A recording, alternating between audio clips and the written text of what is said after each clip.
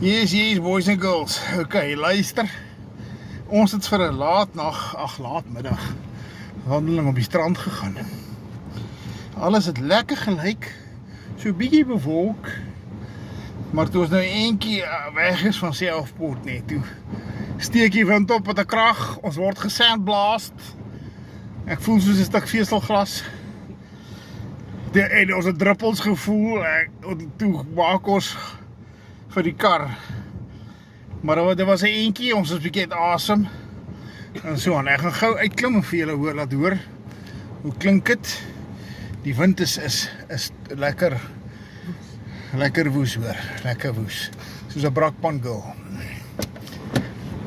Gou vas, ons gaan uitklim.